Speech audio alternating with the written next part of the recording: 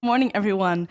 And to those that are tuning in from Vietnam, good afternoon. Welcome at the Inspired Digital Learning Week on multilingualism and in education. I am your host, Hanan Shaluki. I'm an entrepreneur with a focus on inclusive communication and a public speaker. So you can imagine that I'm very excited to be hosting this digital learning week. I've just checked it, and we have about 200 participants joining us today. Very exciting. You can use the chat box right now to share who you are, what your profession is, and where you are from, just so we can have an idea of who is joining us today. And during these sessions, you will be able to use the chat box, both publicly and privately, to share your questions and comments during this opening session. If you do it publicly, of course, all the participants can see it. If you do it privately, then only the moderators will be able to see it, and they will be able to pass on your questions to the presenters and, of course, to myself. But right now, use this chat box to introduce yourself, and let's get this week started. I would first of all like to welcome all the presenters that are joining us here remotely from Belgium, Vietnam, and South Africa. It's an incredibly impressive line of speakers, I must say. I also have to apologize for the Minister of Development and Cooperation, Mariam Kitir. She was not able to make it, but I'm sure you will not be disappointed by our other speakers. And I'm not here alone. I have the company of a very talented illustrator and a spoken word artist, but I will introduce them to you later. Thank you all for joining. Now, as you know, the topic of this Inspired Learning Week is multilingualism in education. It's a topic that is becoming increasingly important in a world that is also increasingly becoming more diverse and more global. Let's say, for example, in Belgium, we have 3 official languages. We have Dutch, French, and German. But of course, there are lots of ethnic minorities in our country that perhaps speak a different language at home than they are used to at school. For example, I grew up speaking Tamazight, which is a Northern African dialect, and at school, I could only speak Dutch. So how do we deal with this? It's a very global challenge, which is why the Inspired Digital Learning Week is bringing you international expertise and inspiration. Now, what can you expect during this week? There will be presentations about multilingualism in education in Vietnam, South Africa, and Belgium. Also, lots of inspiring dialogues with academics and practitioners. And of course, lots of room to exchange experiences amongst educational professionals. Today is the opening session and the start of this learning week, and in the following days you can join different thematic sessions with a focus on reading for meaning, material development, and teacher professional development. In each session, you will learn about the practices in Vietnam, South Africa, and Belgium. In the thematic work sessions, we will link back to the thematic sessions. Based on an assignment to be prepared in advance, we will reflect on this specific theme. We will end this learning week with a plenary closing session on the 26th of November, where I will be joining you as well. Now, before we start with our lineup of presenters, I would like to add that during this opening session, we will launch 4 polls. If you answer the poll, you will be able to see the results immediately, but we're not going to discuss the results right now. We're going to leave that for the closing session on the 26th of November. So let's start with the first poll. The first poll is: multilingual children have a lot of opportunities to hear and use their home language in daily life, and therefore do not need mother tongue education. You can reply to let us know if you agree or disagree. Now, I am very honored to announce the first speaker from Vietnam. Vu Thi Tan Huong has a master's degree in sociolinguistics from the University of Rouen and a doctoral degree in linguistic anthropology from the University of Toronto. She has been working as a head of the Applied Linguistics Department and as an associate professor, researcher, and lecturer at Vietnam Linguistics Institute. Her research is focused on linguistic politeness, language and social stratification, language variation and change, conversation analysis and intercultural communication, language in education policies and practices. She's particularly interested in the schooling of ethnic minority children in early primary grades in Vietnam, and that is what her presentation will be about. Welcome, Vuti Tan Huang. Hello, everyone. Welcome to my presentation. On behalf of the Vietnam team, I'm going to present to you some information on our country's context of education and multilingualism. To help you understand our context,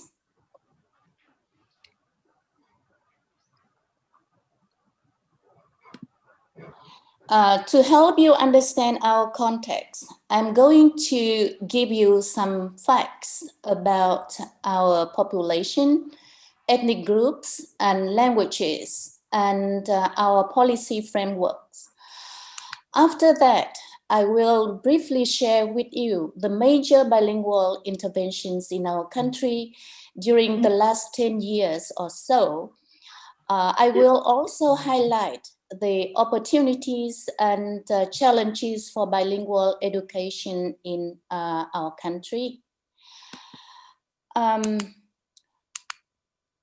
you know, we have 54 ethnic groups. According to the census of 2019, the population is 96 million people. The King majority group accounts for 85.3%, and the remaining 53 ethnic groups account for 14.7%. Our country has more than 100 languages, among which the Vietnamese language, the language of the King majority group, has the function of language of communication, official language, and the language of instruction at all levels of education. Such country context creates serious challenges for bilingual education in ethnic areas because 54% of ethnic minority population accounts for 40% of the country's poor. Second, ethnic groups tend to live in remote and mountainous areas. It is very common that 4 to 5 ethnic groups cohabit in one commune. Besides, only 30 languages have scripts, and only 8 ethnic minority languages are taught as an optional subject since grade 3. Our country's policy framework also creates both opportunities and challenges for bilingual education. The constitutions of 1946 and the Primary Education Law of 1991 secure the rights of ethnic minority groups to use their own spoken and written languages in primary education. And the government's decision number 53 issued in 1980 provides specific guidelines for the use of ethnic languages in education. However, the subsequent constitutions and education laws states that Vietnamese is the official language to be used in schools in all levels, and ethnic minority languages are to be taught only as subjects at school. So it is obvious that these policy documents have reduced the role of ethnic minority languages in education. To deal with language issues in ethnic minority education, the Ministry of Education and Training has adopted the common practices of providing strengthening Vietnamese program and boarding or semi-boarding schools for ethnic minority students. Within the last 10 years or so, there are different bilingual interventions in the country. You can see the list of these interventions on the slides. One important intervention is the action research on mother tongue-based bilingual education in 3 provinces with 3 languages of scripts by the Ministry of Education and Training and UNICEF. Another important intervention was the bilingual program piloted in the languages without scripts by Save the Children. Currently, we have the BAMI program run by VVOB Vietnam, and I'm sure my colleagues from Vietnam will tell you more about this program later in their presentation. These pilots and programs have created a lot of opportunities for bilingual education in Vietnam. First of all, they have created a body of knowledge, expertise, and evidence regarding the effectiveness of bilingual education. Many schools have worked with teachers' assistants, which creates opportunities for a multilingual setup. And we have more ethnic minority teachers and officials knowledgeable in bilingual education. Some knowledge and expertise in doing language mapping in our country also gives a correct picture of language situation at school levels in ethnic minority areas. We also have support of bilingual education from parents, teachers, education officials, where pilot program implemented. But there are also a lot of challenges. First of all, it is very difficult to see how the current pilots could ever be implemented more widely, since they go against the current policy of using the Vietnamese as a medium of instruction and against the current common practices of strengthening Vietnamese as a strategy to deal with language barriers in the country. Second, the common problem for these projects are sustainability, as they just implemented in small areas. There is also a general misunderstanding of the concepts of bilingual education among education officials and parents who take the teaching of ethnic minority languages as a school subject, a form of bilingual education. There is also a misunderstanding of the role of first language-based education among government officials and parents. It is commonly held that Vietnamese, the dominant language, should be taught to ethnic minority children as early as possible.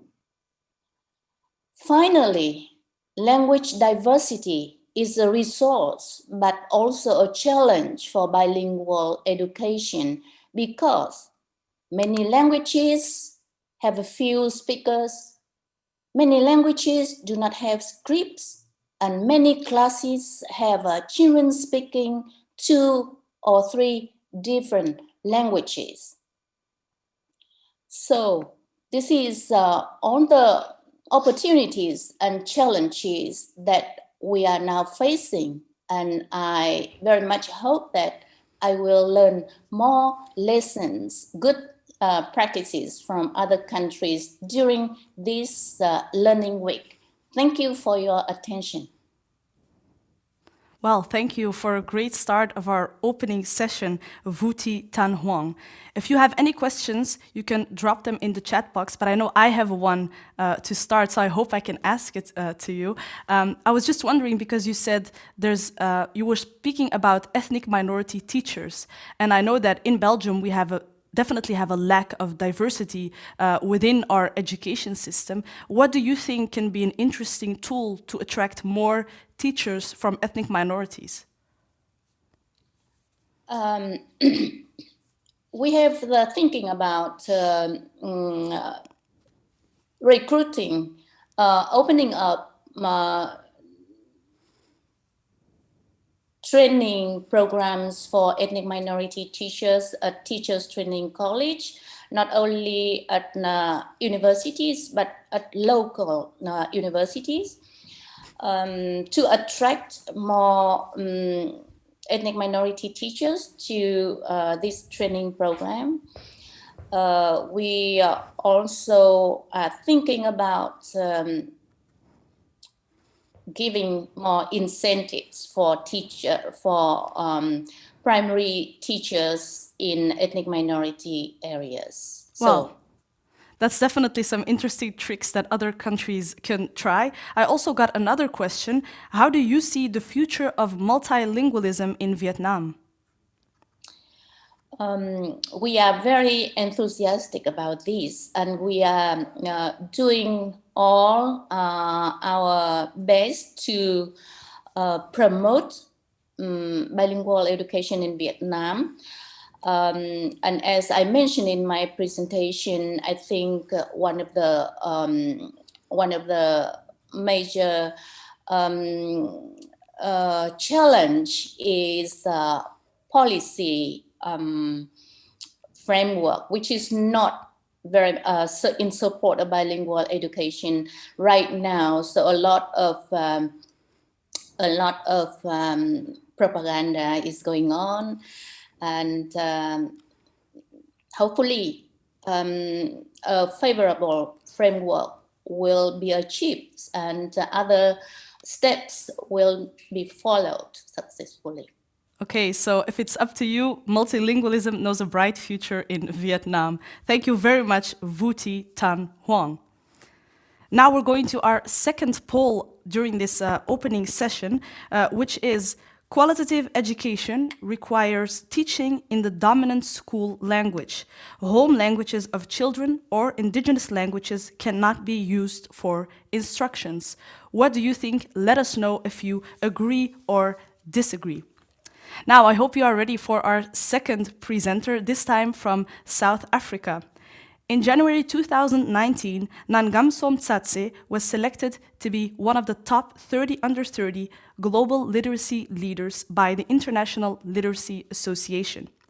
Her research foresees improving the teaching and learning of African languages in the foundation phase, as well as developing valid and reliable assessment tools in African languages. She is currently the head of relationship at Funda Wande. She is also a PhD candidate in education policy and a member of RECEP at Stellenbosch University. She worked at the University of South Africa as a lecturer and taught language planning and testing courses. Between 2014 and 2016, Nangamso was a researcher at the Center for Evaluation and Assessment, where she was involved in planning and executing the Progress in Reading Literacy Study 2016. In her presentation, she will be able to give you some insights on education in South Africa. Welcome, Nangamso Tsatse. Hi, everyone. I just want to greetings from South Africa, Cape Town. Just want to double check that everyone can see my screen. I'm hoping so. Thumbs up. Someone can give me an indication. Cool. Right. So I've got it's a relatively I would say, at least when you're staying in South Africa and there's so much culture diversity, identity, and so forth, that I have to try and condense and present that in just under 10 minutes. But I'm hoping that I will do justice to that and just give you a screenshot, quick screen grab of the South African context in relation to multilingualism and education.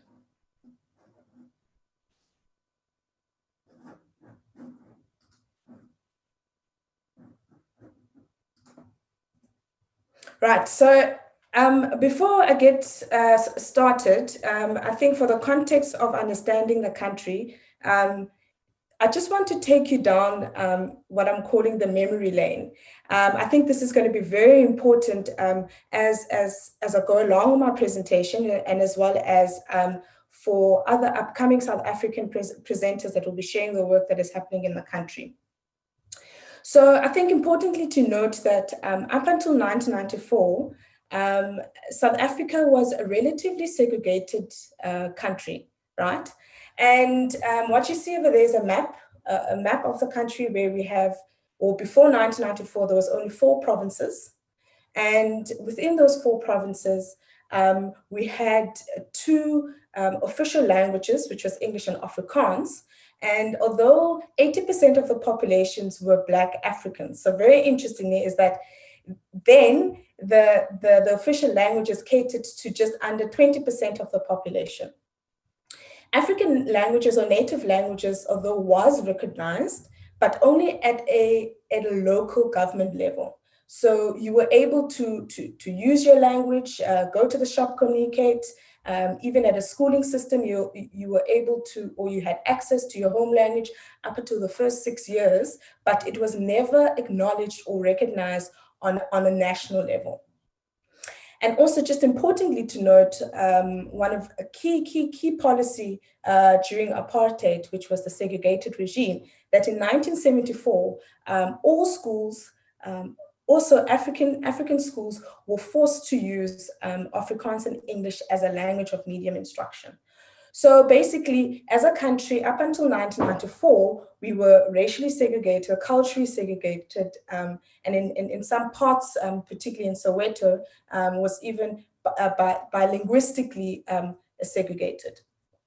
So if we just fast forward quickly to now 1994, the new democratic South Africa, we've done a lot of progress in trying to readdress some of the political injustice and inequalities. So what you see right there is the current map of South Africa, which is basically from 4 provinces. Now we have 9 provinces. In total, we have about 59 million people or population, and we moved away from just having 2 official languages into recognizing the additional 9 African languages or native or indigenous languages, making the total of official languages 11. And also just to pinpoint there that majority of the population of South Africans are from or are of a Black African heritage. So, I mean, this is moving more forward into nation building and into cohesiveness and like I mentioned earlier on, readdressing some of the historical injustice of the apartheid regime.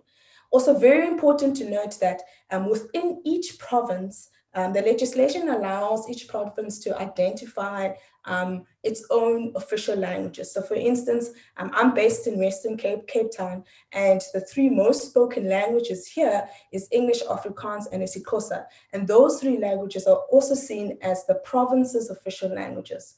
In a more sort of multilingual context, province, for example, like Gauteng, literally you have all the labeled official languages being spoken there, and they make recognition of those mostly spoken languages. Very importantly also to note that since most probably mid-80s, late 80s, we moved towards a more centralized education system, which meant that it readdressed quality of education, access to language teaching, and so forth. So, I mean, as you would have seen, is that we've made a lot of progress as a country. Not to say that we have fixed all of our issues or we have cracked the code. I think there's been a lot of work currently being done in trying to unfold or to understand some of these multilingual challenges. So just to highlight that there's about four to 3 provinces in the country that is highly multilingually dense. So for example, like I mentioned, Gauteng, Limpopo, and Mpumalanga, here you see more than 3, or in most cases, more than 3 majority languages being spoken there. And the language that is spoken widely with 23% of the population is isiZulu. So you often find that isiZulu is spoken across parts of Eastern Cape, Western Cape, Gauteng, and Mpumalanga, and so forth. And I think most recently we're seeing an international migrants coming into the country, and obviously when people are migrating and are settling, they bring with their own linguistical characteristics. So I mean, you see that a lot, or the majority of those international languages is languages from North, Central, and West Africa. Right, so just on some of the key documents or the key constitutional acts, if I may put it that way, that guide our education in language and education policy. The first one is our constitution, which clearly states that, that every learner has the right to receive a basic education in language of his or her choice, where this is reasonably practical. This act was very crucial in discussing the new South Africa, because languages was used, and the use of language was used as one of the key instrumental factors in creating the segregated South Africa. So it was quite important that the language issue gets addressed in our constitution, which it has. And then more so obviously our curriculum and our LEAP, which is the language and education policy, which states that from grade 1 to 3, learners are taught in their school's choice of home language. And then from grade 4 onwards, learners make the transition into English. Just importantly to note that what I mean by school's choice is that it is the school's governing body, which is made out of parents and some management staff members of the school. They're the ones that determine what is the school's home language, or what will the medium of instruction of the school would be, okay? And I find it quite interesting that although in the previous regime, or during apartheid, that learners were able to be taught in their home language up until grade 6, so the 6th grade of schooling, whereas now in policy documents, it says up until grade 3, and then you make your transition into English from grade 4 onwards. So just to provide you a graph of what that looks like in terms of statistics, you see there that from grade 1 to 3, you have your LOLT can be any of the official languages. And then from grade 4 onwards, you predominantly find schools and learners being taught majority in English, and there's still about 10% of learners being taught in Afrikaans. So, I mean, there to just highlight that 70% of the kids in the country learn how to read in their home language, or in African languages per se. So, I mean, a question that researchers always, or people that are working within the language space in South Africa, are constantly asking ourselves is, are we really achieving our multilingual goals? I think this is something we constantly reflect on, and we think it's quite crucial. And like I mentioned, I said, we've made a lot of progress in making sure that there is equal language status within the education sector for not just English and Afrikaans, but other African languages. And that now there's a nationwide recognition of the importance of having access to your home language teaching. And I think generally there's a consensus of the benefits of being taught in your home language. Another way of looking at this, of whether we have achieved our multilingual goals, in particular in education, is to see how learners are performing in their home languages. And this is just a snapshot of the polls literacy assessment that South Africa took part in. Unfortunately, we no longer have, or we no longer have a national assessment where we can measure this performance across local languages. But the takeaway home here is that although kids do have access to teaching or in their home language LOLT schools, it does seem that they are still underperforming, or at least underperforming relatively to the English and the Afrikaans group. So just to quickly close off there I mean, with that polls results, it has generated or initiated a lot of debates of multilingualism. What is the best sort of teaching strategies? How can we overcome this very important and for many reasons issue of multilingualism in the education sector. So some of the questions that have constantly come up, or current debates in the country, is the issue of when do you do the transition into English? Should we teach learners in their home language up until 3 years, or up until the first 6 years of their schooling? I think most progressively in that Eastern Cape, one of the provinces, is now currently piloting a matriculate exams, which is your final high school exams, by having access to your home language paper. So for example, science, typically in matric, you would be taught in English, but for this specific paper, you will be able to have access to your isiXhosa paper should you need to have or should you want to write the paper in your home language, which I think is quite progressive. So it's the first year they're piloting this. We're still waiting to see the efficientness of this type of approach. Strong arguments to use translanguaging and code switching as an integrated process of teaching and learning. Lots of researchers in South Africa are exploring these teaching strategies, although I think I agree with the previous presenter, is that the scale of these pilots and research is relatively small and not necessarily providing enough evidence to shift policy making, or to at least try to accommodate this form of instruction within the education sector. And I think for me, or at least in my opinion, I think very important when we talk about multilingualism, we need to also talk about the labor market and whether there is an economic reward of being multilingual. So in South Africa, there's very little economic rewards. You can speak all official languages, but it doesn't really speak to necessarily the labor demands. And at this point, I'm also attached with parents themselves who would then, I mean, it's parents that choose the school that their child needs to go to.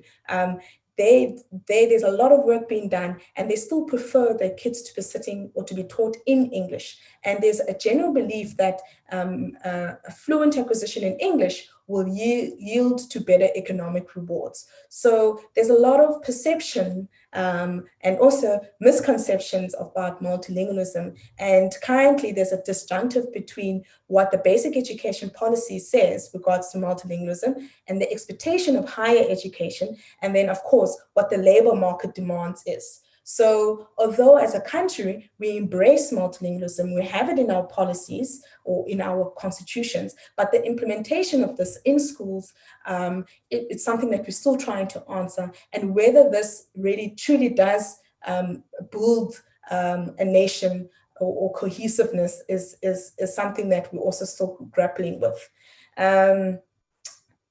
So thank you very much. And I'm looking forward to engaging with everyone for these couple of upcoming weeks.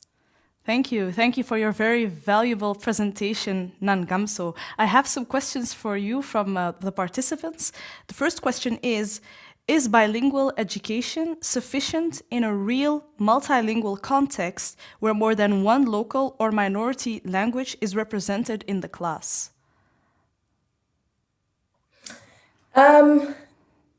Yeah, I mean, like I said, I mean, we do have provinces, definitely in South Africa, about, like I said, 3-4 provinces that have more than 2. But on the other hand, is in most cases, teachers, at least, in terms of compiling and doing what the policy says, which the policy says you get taught in your home language, grade 1 to 3, and then you transition from grade 4. You know, we find that teachers will, as much as possible, will try to stick to that. So it's always trying to find the balance between what the expectations is from ministry, from policy, and what is practical when you walk into a class and you see that you have kids that come from different backgrounds. That is something we're still trying to unfold. And I think I may not have the direct answer for that at this stage, but and teachers will experiment with that at an individual level, but it's not consensus or not concise across all provinces or nationally. Well, I can imagine that it's definitely a learning process. I do have a second question for you as well, one to understand your presentation better, perhaps. If local governments or regions can decide upon their own official languages, does this mean that all official communication, like policy or agreements to locals, is always done in all these official languages? Do you see differences between regions, for example, that allow more languages versus those who promote one specific official language? So, I mean, just to also clarify that in most cases, for each province, it's typically English and always another African language, always another African language. So just to point that out. And yes, government communication, if there is 3 languages, for example, in Western Cape, like I mentioned, it's English, isiXhosa, and Afrikaans. All communication should be available in those 3 languages. In Gauteng, where you have all the official languages there as the languages that are spoken, it is expected and it's mandatory for provinces to provide communications in that province's official languages. Okay, thank you. That was very clear. Thank you very much, Nangamsom Tsatse. This was a very interesting presentation. Now, let's go to our next poll. Promoting multilingualism may harm the national unity. Do you agree or disagree? Let us know in the replies. Also wanted to add something about the presentation from Vietnam. Somebody asked what MOET means. It's an abbreviation used in Vietnam for the Ministry of Education and Training, and DOET means Department of Education and Training. Just to clarify that for those that had the question. Now, our next presenter is, for me, it's a local from Belgium. Caroline Frans is a teacher educator, postdoctoral researcher, and research coordinator at Ertevelde University of Applied Sciences. She started her career as a researcher at the Center for Language and Education at the KU Leuven and was a finalist of the Flanders PhD Cup in 2017. In 2019, her project was distinguished with the Science Communication Award. Her interests lie mainly in the fields of sociolinguistics, multilingualism, second language acquisition, and task-based language teaching. She recently published De Vliegtuigklas, a unique guide on language and education for teachers, future teachers, teacher educators, school advisors, and anyone interested in equity in education. She will be able to give you more insights on multilingualism in Belgium. Welcome, Caroline Frans. Thank you. It's a really nice introduction. Hi everyone, hola a todos y todas. Hallo allemaal. I'm very happy to give you a short introduction into multilingualism in Belgium.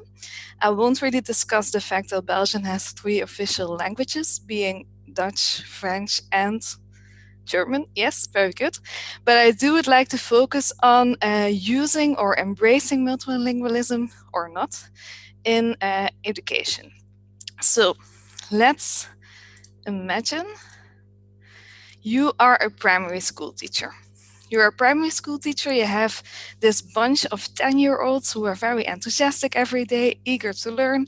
You have some Dutch-speaking pupils, so that's one of the official languages of Belgium. It's in the northern part, so the Flemish part. And you have some multilingual students. One day, Arif arrives. You can see him over there. He is wearing this blue shirt. And he's a newcomer. He just arrived in Belgium a few weeks ago. He doesn't speak the school language yet, but of course he does speak his home language. In this case, it's Turkish. So one morning you are having this classroom conversation about who is allowed to eat in bed. Is it a good idea or is it not a good idea? So you're discussing this with your students and they're all very eager to participate, except for Arif. Indeed, he doesn't really bring in any ideas and you're wondering, should I allow him to use his home language or shouldn't I? Let's see. I'm very curious to see what you think about this. So if it's correct, you can see a poll right now and you can send in your choice. So would you allow Arif to use his home language in the classroom in order to explain some of his ideas about eating in bed or not? Or do you have some doubts?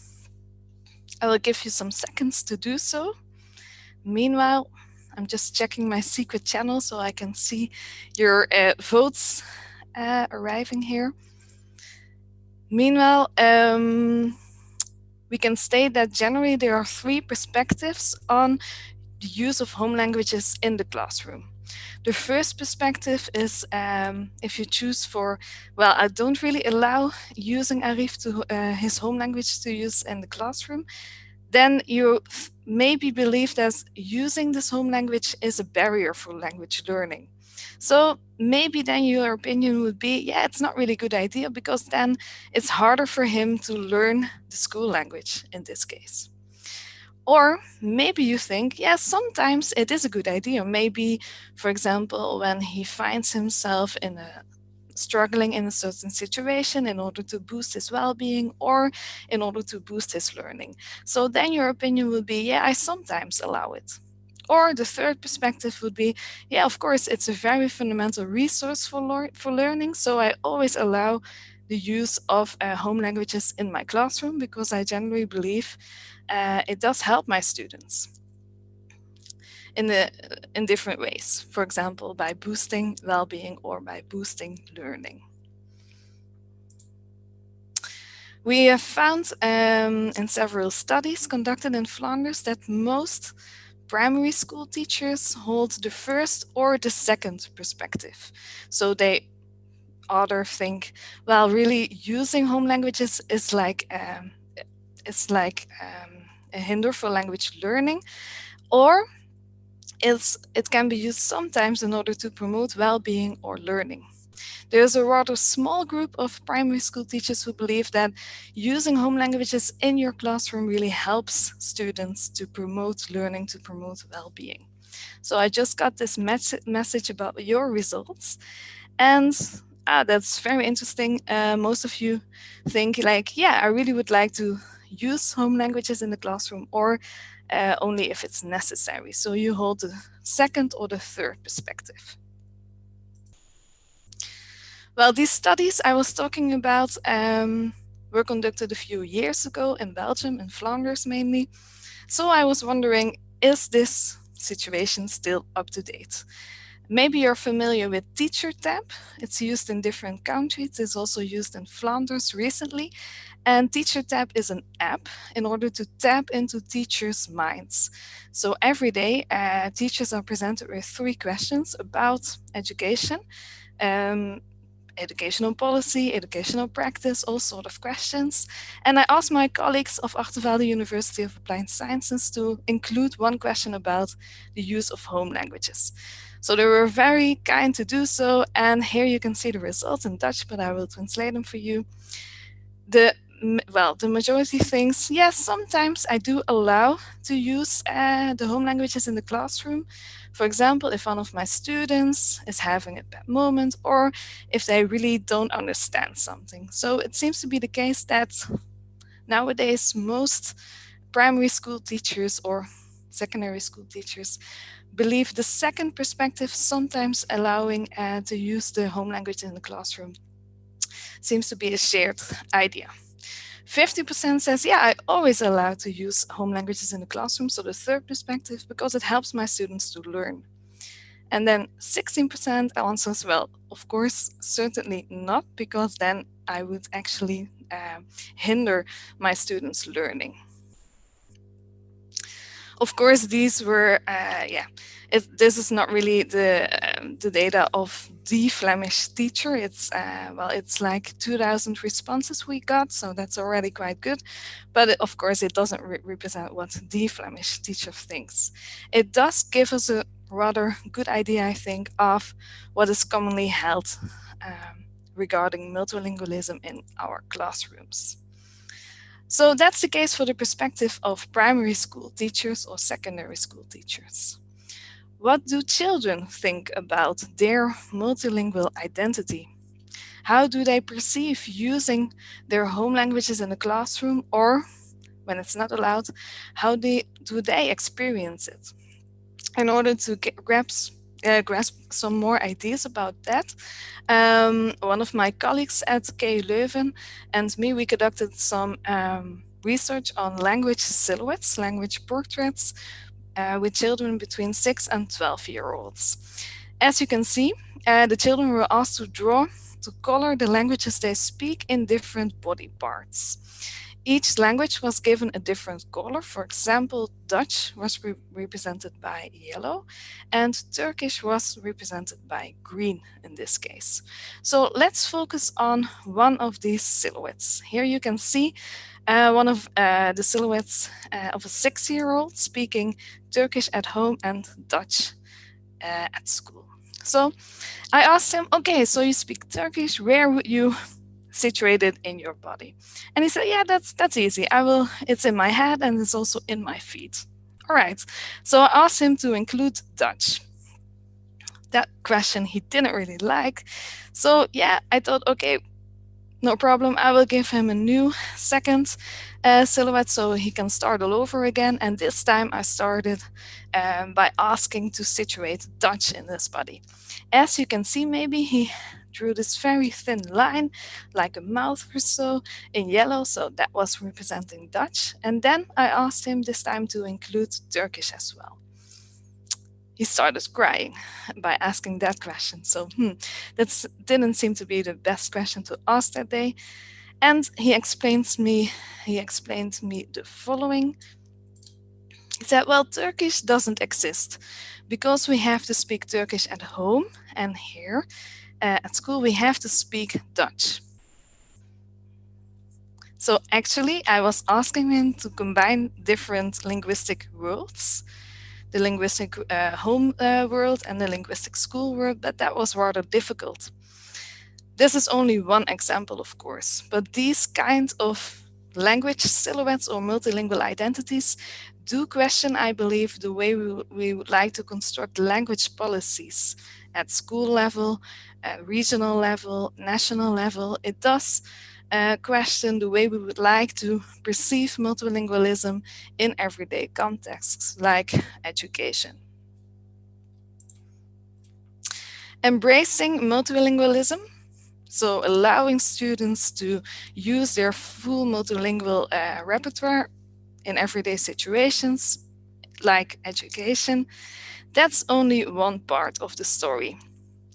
We would need what is called like a full story of ingredients in order to boost second language acquisition or language acquisition in general, and to really promote more equal language learning opportunities. So embracing multilingualism, yeah, that's one part of the story.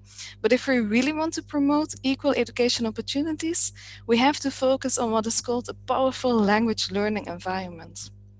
The powerful language learning environment that was developed at the University of Leuven focuses on three main ingredients. The first ingredient is about having the safe learning environments in schools, including embracing multilingualism, but also promoting emotionally safe environments where students can experiment, try out things, where they feel very safe. The second ingredient is about doing meaningful tasks, so not really any language task, but really meaningful tasks in order to gain other objectives, so real-life language challenges. The third ingredient is about the kind of conversations or interactions we have in the classroom. So several studies show that having what is called productive interactions or authentic interactions, or a lot of interactions with a lot of open-ended questions like why, what do you think? These kind of interactions are very interesting for two objectives. The first one, in order to promote language learning. It helps students to gain or to become more proficient in the language you are using or testing. And the second goal is about promoting students' self-confidence. These ideas are very closely related to what is called task-based language teaching. I'm familiar with some studies in Vietnam being conducted as well, so it's very interesting to see and compare these results. And the main idea of TBLT, task-based language teaching, is about learning language by doing meaningful tasks in close interaction with others, with people around you that are important to you, and by being in this safe, emotionally safe environment. Maybe you know the Flemish stew. It's like a very typical dish. That's what they've told me, because originally I'm from the Netherlands, actually. And if you're familiar with this dish, it holds like a lot of different ingredients, like vegetables, potatoes, meat or no meat, fish or no fish. And I think, well, learning languages and promoting equal education opportunities is really about creating a stew. You need to focus, or you need to combine these different ingredients if you really want to gain the results you're achieving for. So, if you would focus only on the potatoes, like embracing multilingualism, that's one part of the story. But if we really want to move forward, we have to focus on the full story of all ingredients. Let's go back to Arif. Arif, I presented you with earlier, is a real situation, is an actual situation. He is actually a student right now in Flanders. And he started a few weeks ago in the classroom of Miss Femke. So Miss Femke was confronted with the same situation I asked you earlier. Would you allow Arif to use his home language or not? And she decided to do so. What happened? First of all, Arif was able to share his ideas. He was able to bring in some ideas. One of his classmates was translating it into Dutch so everyone could understand it. So first of all, he had this opportunity to share his ideas, to be part of the classroom group. So yes, multilingualism was embraced. But Arif also has a lot of opportunities to have a lot of productive interactions. So the third ingredient of the powerful language learning environment in his classroom. Also in this classroom, they do like a lot of meaningful language tasks. So again, it's not about focusing on one ingredient. We have to focus on the stew and to combine the different ingredients we need. You want to know what Arif thought about eating in bed? He said, well, if you eat in bed, there is of course this great risk to have crumbs in your bed. And there is like a Turkish saying, or at least a shared idea, that having crumbs in your bed can attract a lot of ghosts or spooky stuff. So then your bedroom turns into like a dangerous place. So it's better not to eat in bed, because then maybe you can end up with having a ghost next to your bed. So let's keep eating outside the bedroom. I'm wondering, I presented you some ideas like meaningful tasks, authentic conversations, multilingual spaces. I'm very curious to know which ingredient you would like to focus on, specifically in your educational practice or in your educational policy. Here you can see a poll again. You can vote which answer fits you best. I have to explain one answer, I think the last one. I didn't tell you that, but the situation of Arif and Miss Femke, his teacher, is actually a part of the documentary The Klas van je Femke that will be launched very soon in Flanders. You can already find the trailer, but if you want to know more about it, if you're curious to see these classroom practices, you can choose the last option. I will give you some seconds to do so.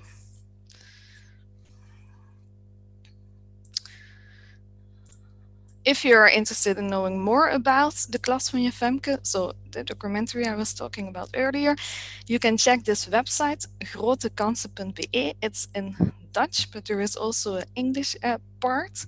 Having less content yet, but we are working on it.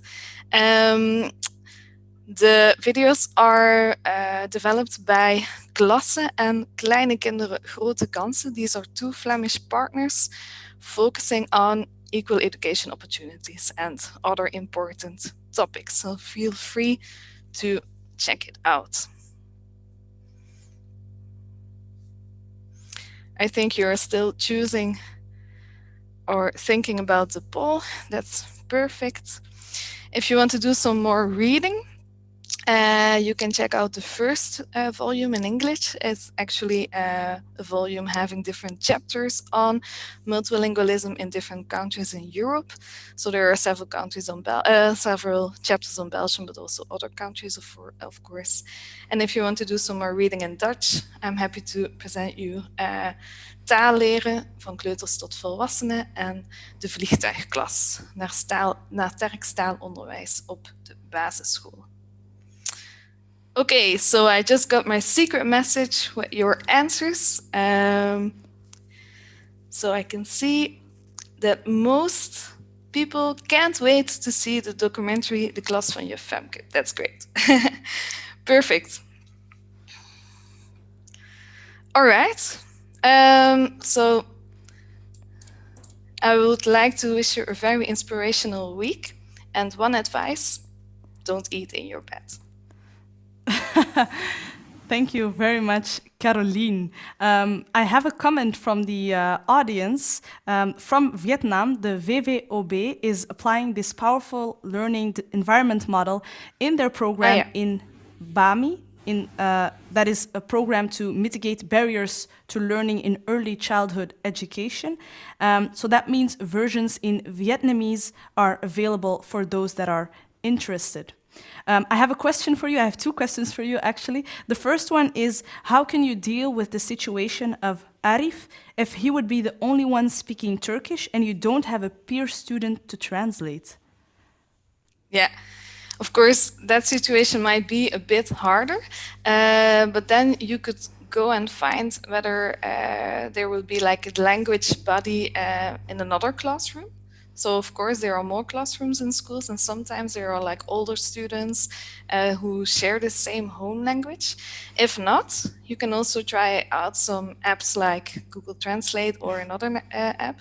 There is actually another student in the classroom of Juf Femke, so Miss Femke, who speaks Russisch at home.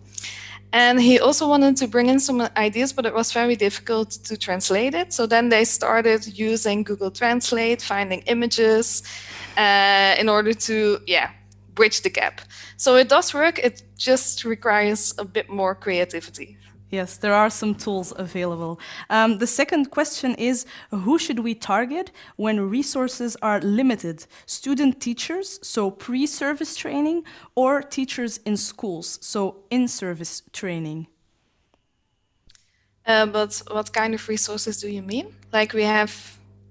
Like, for example, I believe like financial resources, perhaps, should they be invested in the pre-service training or actual teachers that are already teaching? Oh yeah, so you're talking about financial resources. Yes. Then. Again, I think it's a story of ingredients here. Mm-hmm. So it doesn't really make sense, for example, to focus on pre-service teachers and then let them go while they're teaching in primary schools or secondary schools, or the other way around. That would be rather a sad situation as well. Also, I think it's very interesting to not only focus on these financial resources, but also social resources like social capital. There are some studies showing that if schools, teacher trainers focusing on social capital in order to promote, boost relationships between students, parents, and so on, it actually helps them to get better results for language learning and for mathematics as well.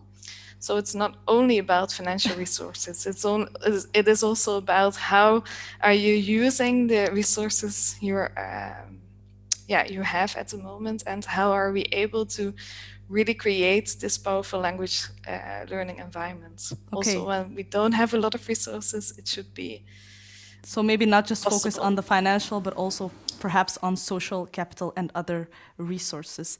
I have a third question for you. Can you share with us also insights and research on these concepts about multilingualism in secondary education? So using multilingualism in secondary education, or focusing on language awareness, that's also a term that's often used. We see that most studies that focus on language awareness or multilingualism or a combination of both were conducted in primary education. So with younger students, we do have some studies about secondary education, but less. So yeah, we have to rely on the studies we have for the moment, and these are mostly situated with younger learners aged 5 until 12 years old, for example.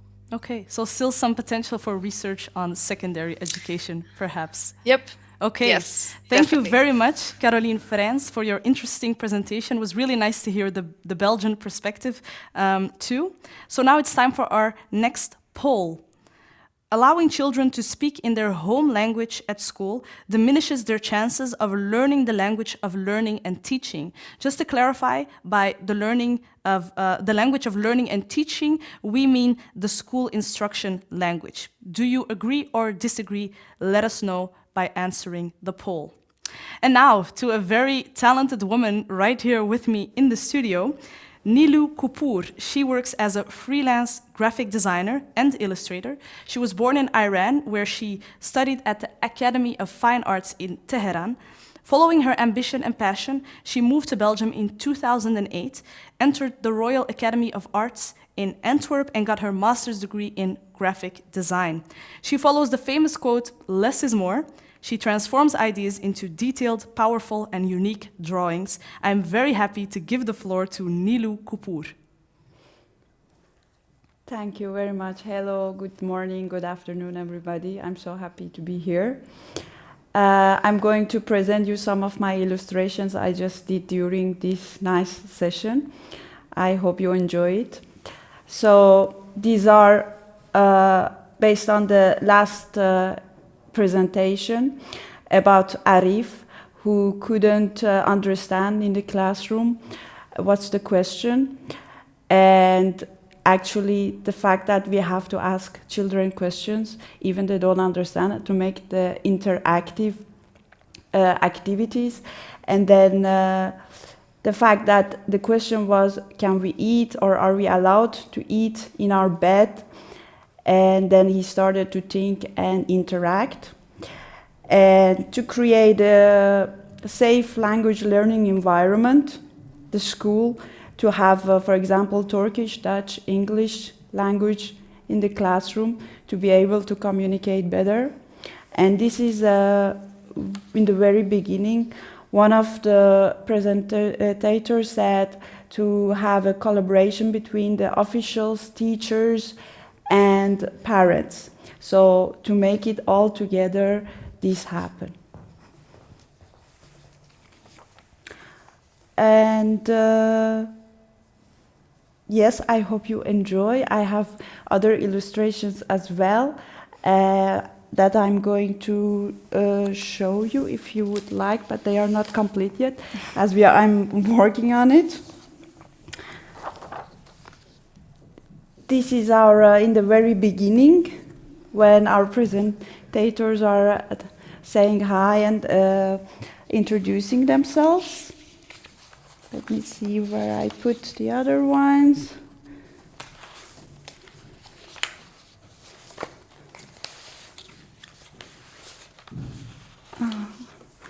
Sorry, I was like thinking like this would be enough. I don't know. Okay, thank you, Nilu. I'm sure we've already seen a couple of great things, and we'll be sure to get back to you before the end of the opening session for more. Okay, great. Yeah, thank you. I would also like to add that the illustrations of Nilo are going to be online, just like the presentations and the recordings of this opening session. Now, I am very honored to be able to present our keynote speaker. An Phuong Ha is a certified Microsoft Innovative Educator expert. She was born in a remote area in the north of Vietnam, where farming is the main occupation and poverty rates are high. She first became aware of a teacher's potential to make a difference through a Vietnamese film she saw in her youth, in which the teacher character visits homes located along dangerous mountain paths to persuade parents to allow their children to go to school rather than stay at home and work in the mountains. After getting her master's degree in English, An Phuong Ha recognized that becoming a teacher of English was the best way to improve people's lives and decided to return to her home region to make it happen. Today, she's an English teacher in the Hoan Can High School, Phu province in Vietnam.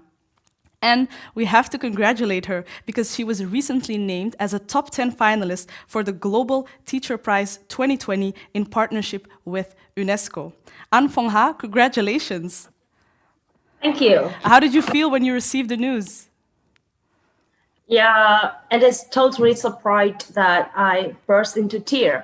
I was so happy. That is because this achievement is not the great honor for myself, but for my country and all Vietnamese teacher, because it is recognition of our struggle, our endeavor in teaching. So I'm very happy and surprised. I cried like a kid when student cried announced me. Some real emotions. I wish I had that moment. Beautiful, some real emojis. Congratulations, and looking forward to your keynote speech. I'm happy to give you the virtual stage. Thank you.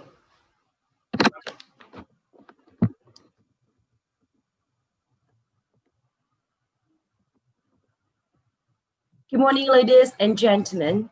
Good morning, everyone.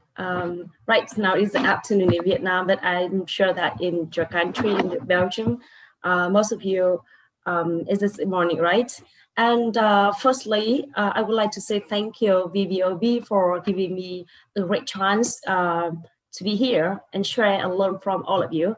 I wish you a successful and fruitful conference during this online learning week.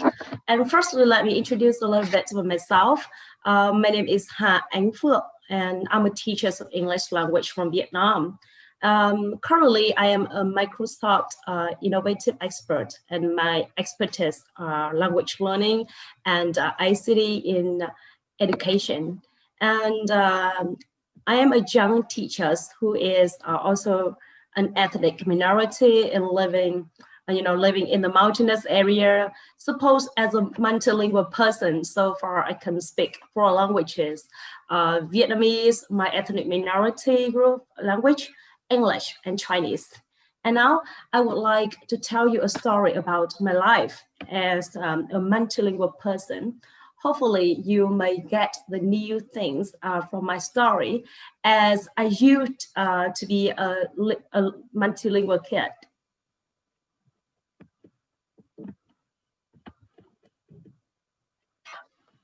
Well, I come from Vietnam, where approximately 96 million people, consisting of about 54 ethnic groups and about 100 languages. The king accounts for 87% of the population, with the rest making up around 11 million people. Vietnamese, the language of the king group, has been the common language among Vietnamese in the country, and I do not belong to king people. According to the Vietnamese constitution in 1946 and 1992, all minority groups have the right to maintain their mother tongues in their schooling, as well as to use their languages to preserve their ethnic cultures and values. Well, I was born in a very poor village in Phu province, which is located in the north of Vietnam. And most of the people in my hometown are ethnic minority, mainly come from 3 minority groups in Vietnam: Muong, Mông, Dao, and Am Muong. And the main industry in my hometown is agriculture. And most of the kids from my hometown can speak at least 2 languages, but many of them can speak 3 languages, one from their mom, one from their dad, and Vietnamese language. If their mom and dad do not belong to the same ethnic minority, so kids can speak at least 3 languages. Wow, the first days of my school was a very hard time for me and my friends, as all subjects are taught in Vietnamese. I was a bit stressed because I have never before experienced like that. And I almost went crazy when I tried very hard to catch up with the teachers who was teaching.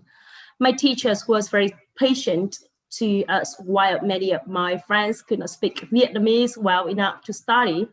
I tried to ask her sometimes in my language. Luckily, my teacher could explain to me in my language and encouraged me to use Vietnamese more in the lesson and let us to use our ethnic minority in the break time. So I feel better.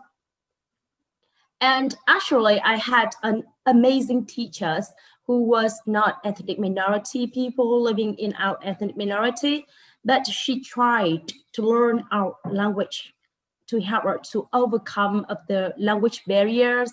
And she helped me to recognize the importance of education and the benefits of multilingualism in education. And I really want to become a teacher of English language. And I have made a short list for the Global Teacher Prize Top 10. And I believe she is my inspirational teacher. And from my story, I recognized that we were well respected our cultural and language identity without any force. The fact is that we cannot change the language policy of the country, but we can change ourselves to adapt it.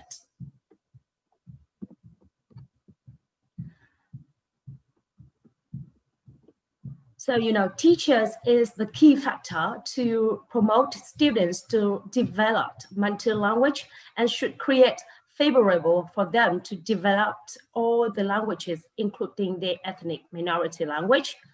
Now let's take a look at the survey conducted on the scale of 120 high school students and 120 primary students by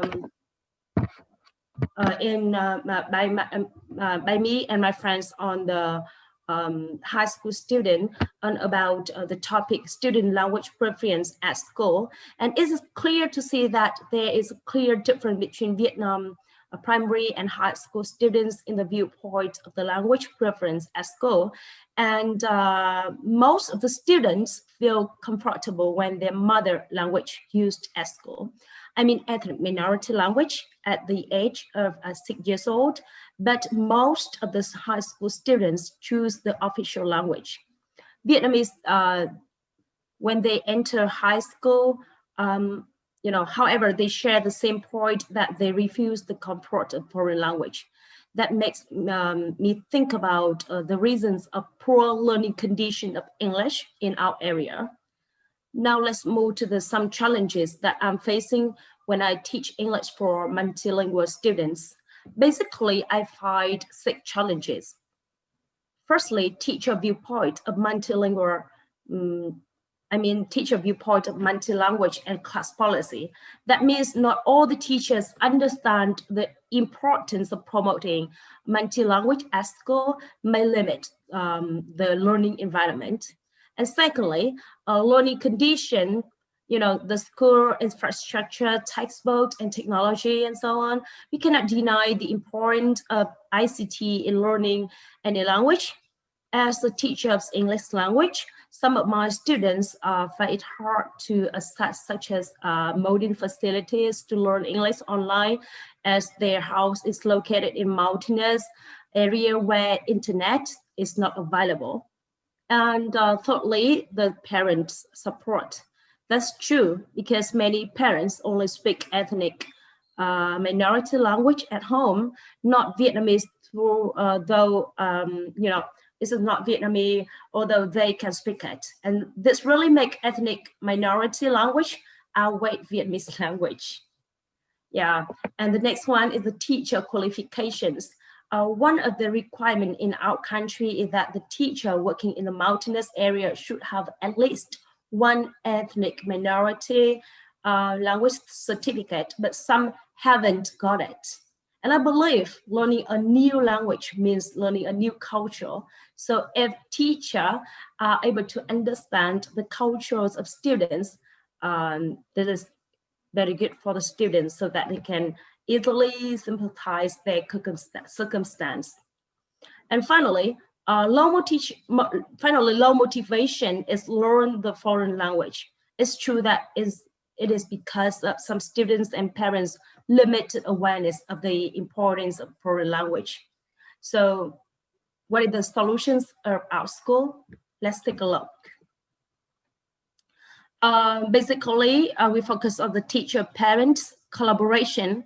Firstly, we foster the collaboration between teacher and parents, that we should create the fair environment and balance for students to develop their own ethnic minority language and Vietnamese at the same time. And at our school right now, we have a Muong Club. It's a kind of Muong language club that they gather all the students belong to Muong group, and then they have different activities outside the class, and it's very interesting.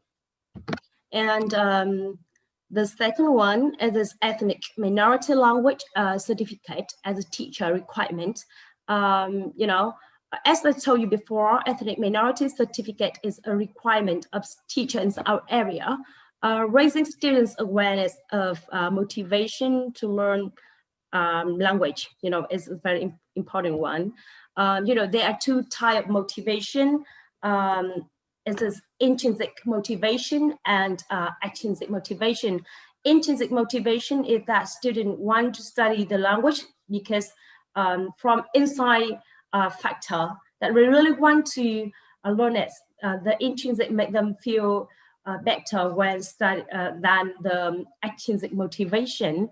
And for me, focusing on intrinsic motivation to learn, that is better than extrinsic motivation, because normally the extrinsic learner, they often learn the language for the exam or for the job. So a previous research does not show it has the better result compared with the intrinsic motivation. For me, as myself, I mean, my solutions, I really respect students' ethnic group, language and their culture. And I try to learn the different ethnic minority language in my class, so that sometimes, I mean, some basic sentences I can communicate with them. I am Muong, so I can learn some basic conversation with and some sentences to speak with some other different ethnic minority students in my class. So it's very funny sometimes, yeah. And I try to create a better learning environment, and I use the broad-like classroom model and the English club. And actually, the broad-like classroom model is global connection lesson. In this kind of lesson, I try to let my students introduce the cultural identity, and they can introduce about the beauty of their ethnic minority aspects to the global students, so that they feel they are respected. And this is very important because this boosts their motivation to learn English and improve their ethnic minority cultural identity, and this is very important. And I just want to say that we have a travel over 40 countries so far via broad-like classroom model. Yeah, so thank you so much for thank you so much for listening. Yeah, so now do you have any question, everybody? Thank you so much, An Phong Ha, for your presentation. I have some questions for you from the audience. The first question is, can a newly qualified teacher in Vietnam choose the school or province where he or she wants to teach, or is this teacher appointed by the government? So mostly the teacher was appointed by the government, but some kind of students, you know, where the excellent results can choose the school to teach. Okay, that's a little more clear, I think. Yeah. And of course, you have just emphasized that some teachers have difficulties with the idea of multilingualism in a school context. They're not all like you, I guess. How do you try to motivate teachers to focus more on the multilingual context? Actually, in my school, I just want to tell the story in my school.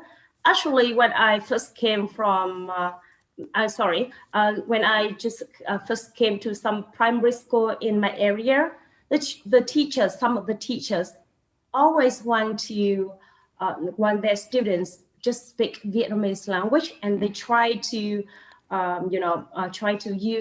spend a lot of time to talk with them in Vietnamese and limit the language of them. But I try to explain to them, and sometimes I show them the benefits of multilingual kids. Many people believe that ethnic minority kids, when they learn a new language, like learning English, is like a kind of disadvantage. But I do not believe that, because the ethnic minority kids themselves, they are bilingual kids. So when they learn a new language, it's easy to learn, but they really need to have the environment. So I remember the first time I came to a primary school, and I met my colleague there, and I explained to her, and then we have the English club of teachers, and I showed them the benefits of multilingual kids and the importance of preserve the language identity. So that's my story. That helps. So I will remember focus on the advantages, on the added value to convince others. Thank you so much for sharing your inspiring story. Of course, we will all look forward to the 3rd of December when the winner of the Global Teacher Prize 2020 will be revealed. And of course, we will be rooting for you to win this prestigious prize and to continue your projects and work in schools and communities. Thank you so much, An Phong Ha. And now we're going back to our illustrator right here in the studio, Nilu Kapoor. How are your illustrations coming? They are getting some form and shape. Based on the last presentation, I made this illustration that we are going to have borderless classrooms. We are going to connect ourselves through internet like Skype to have more students around the world and help more students around the world to interact and to communicate easier. And that's all thanks to our Global Prize nominator. And she's coming from the north of Vietnam, were difficult, and in her childhood she had saw this movie that the teacher would go through the mountains to help students and satisfy the parents to send the students to school. So this is just a simple way of showing north of Vietnam. And of course, it's like she's connecting herself to 4 continents and through internet. And this is also the 3 thematic sessions that we are going to have during these sessions: the reading for meaning, material development, and professional development. So I hope that everybody can do his and her best during these days. And I hope I did also my best. Thank you, everyone. Thank you, Nilu. I'm sure you did. Thank you for sharing your wonderful work with us. And in the meantime, I got company here. Welcome, Sarah Bekambo. I'm just going to introduce you first. So your name is Sarah Bekambo, aka Black Siba, an all-round artist from Leuven. Ooh. She started as a slammer and has now also moved on to other disciplines: rap, vocals, breakdance, hip-hop. Wow. Many talents I hear. She uses the world around her as a source of inspiration in which she transforms into socially critical texts. I am very excited to see her perform here. Sarah Bekambo, I'm going to give you the floor. Thank you. What an introduction. I'm going to take you on tour with me. So I'm Sarah Bekambo, and this piece is actually trigger warning. It's going to be in different languages because that's the theme. Take it away. Ik ben zwart, dus ik moet brook zijn. Ik ben zwart, dus ik moet sowieso in een BSO zijn. Ik heb een hard leven, ja, het is niet fijn, maar niemand gaat mij of ooit met mij willen zijn. Ik ben een neger, dus ik leef maar even, want de weinige tijd die ik heb, spendeer ik in een slavenleven. Ik ben ook dom, want van school daar kon ik niet van leren. Ik heb sowieso moeten leren van het leven. Unief en hogescholen waren te hoog gegrepen voor mensen met dezelfde huidskleur als deze. Ik ben een kleurling, dus ik haat duidelijk scholen. Ik trap het liever daar af, dus misschien een voetballer zijn, dat is mijn droom. Ik ben een Afrikaan, dus ik heb geen vader. Ik ben een Afrikaan, dus elke droom die is voor later, wanneer ik dood ben. Maar nu zorg ik dat ik mijn brood heb. Ja, ik lijk altijd blij, maar stiekem is schiemen een realiteit voor mij. Dus ik zit misschien in een hoed, of ik ben altijd in een goede bui, maar ik heb ook mijn leden. Mijn broeders die zijn vermoord, of worden nog steeds vermoord. Die zijn gestorven en helaas genoeg overleden. Ik ben een Afrikaan, dus we zijn met 12 thuis. Precies de apostelen, dus de kerk, dat is mijn huis. Ja, dus ik ben sowieso christen of ik geloof in heksen en ik roer in mijn heksenketel. Ik maak het eten van anderen en, side note, ik eet daarna pas al de resten. Ik ben zwart en geheimpje, ik ben eigenlijk de beste. Je suis supérieur, je suis en majeur, même si je suis une minorité, mais je suis encore toujours dans le malheur. Je suis noir, donc bien évidemment, je parle français. Mais quand même, vous êtes étonnés, vous êtes choqués que je maîtrise, que j'ai acquis cette langue correctement, contestée, remise en question à chaque instant. Car les seuls concours d'éloquence que je puisse gagner, ce sont des freestyles de rap, ce sont des festivals de rap, ce sont des slams poésie. Mais voyez-moi ici, et vous le voyez aussi, si c'est le français, le néerlandais, le lingala, comme on est en anglais, le franglais, I am black, donc I do not have a futur promettant. Mais I have a past who is so unhuman. Ik ben een allochtoon, ik ben zwart en dat definieert me. Dat is toch wat onze geschiedenis ons heeft geleerd. Hè? Ik ben zwart, dat maakte mij hard. Dat brak mijn hart. Racisme keer op keer en nog een keer ondervinden brak mijn hart. Dus mijn rechten die zijn in functies van vooroordelen. Mijn taalkundige kwaliteiten die bevoordelen me. Waarom? Ik ben simpelweg niet blank. Dankjewel. Wow, thank you so much, Sarah Bikambo. Very impressive performance. I'm sure everyone enjoyed it. Also really cool to hear it in multiple languages. And I just want to thank you for being here and sharing that with us. Thank you. Thank you for having me. Thank you. So that is the end of the opening session and the start of the Inspired Learning Week. Of course, there's a lot more coming in the thematic Zoom sessions. We will close this Learning Week on Thursday, November 26th, again through this live stream. We know that we haven't been able to answer all your questions, but feel free to send them to the organization at info@inspire.net. And also the questions that you've already asked, we will be sure to pass them on to the speakers so that they can answer through email. If you want to participate in one or more of the upcoming events, you can still register on the website www.inspired.net. I want to thank all the presenters for their inspiring sessions, and of course our performer Sarah Bikambo and Nilu Kapoor for her great illustrations. Thank you all for participating, and I'm already looking forward to seeing all of you again in the closing session. Have an inspiring week.